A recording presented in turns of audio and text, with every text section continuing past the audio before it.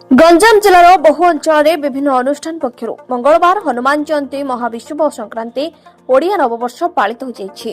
ଏହି ଅବସରରେ ବିଭିନ୍ନ ହନୁମାନ ମନ୍ଦିର ଗୁଡ଼ିକରେ ସକାଳୁ ସକାଳୁ ଭକ୍ତଙ୍କ ପୂଜା ଅର୍ଚ୍ଚନା ପାଇଁ ଭିଡ଼ ଜମିଥିଲା।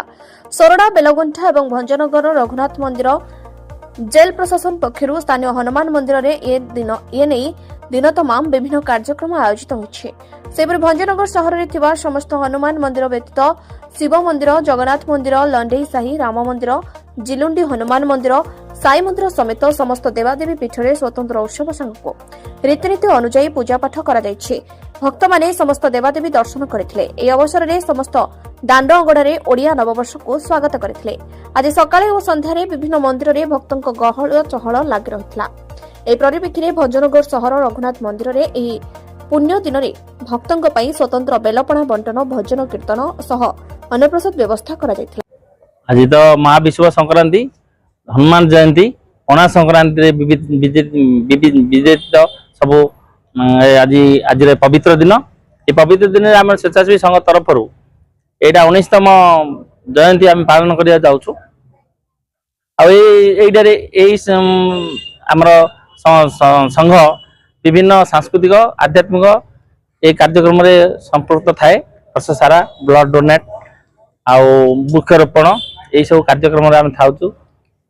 ସ୍ୱେଚ୍ଛାସେବୀ ଆମ ସଂଘ ସ୍ୱଚ୍ଛ ଭାବରେ ବିଭିନ୍ନ ସାଂସ୍କୃତିକ କାର୍ଯ୍ୟକ୍ରମ, ସାମାଜିକ କାର୍ଯ୍ୟକ୍ରମ ହାତକୁ ନେଇ କାମ କରୁଛୁ। ଆଉ এই ଆଜି ପବିତ୍ର ଦିନରେ ଆମେ ସମସ୍ତ ସଭ୍ୟ ଭକ୍ତମାନେ ମିଶି 19ତମ ଜୟନ୍ତୀ ପାଳନ କଲୁ। ପାଖାପାଖି ଗୁଡ଼ାଏ ଲୋକଙ୍କ ପ୍ରସାଦ ସେବନ ସହିତ ପଣା ବଣ୍ଟନ, ସକାଳ ପ୍ରାତଃ 6 ଘଣ୍ଟା ସମୟରେ ଯଜ୍ଞ ଆରମ୍ଭ ହେଲା, ପ୍ରବଚନ ଆରମ୍ଭ ହେଲା, ହନୁମାନ ଚାଳିଶା, ତାପରେ ପଣା ବଣ୍ଟନ ପ୍ରସାଦ ସେବନ, ବହୁତ ଗୁଡ଼ାଏ ଭଞ୍ଜନଗର ଶ୍ରଦ୍ଧାଳୁ ଆଉ ଭକ୍ତମାନଙ୍କ ଇଏରେ ହଜାର ହଜାର ଲୋକଙ୍କ ପାଇଁ ପ୍ରସାଦ ବଣ୍ଟନ କରାଗଲା। ଆଜି ଅବସରରେ ମୁଁ ମୋର ସମସ୍ତ ଅଞ୍ଚଳବାସୀଙ୍କୁ, ଅନ୍ୟବାସୀଙ୍କୁ, ସାରା ଓଡ଼ିଶାବାସୀଙ୍କୁ ମୁଁ ଆଜି ଅଭିନନ୍ଦନ ଜଣାଉଛି, ଶୁଭକାମନା କରୁଛି।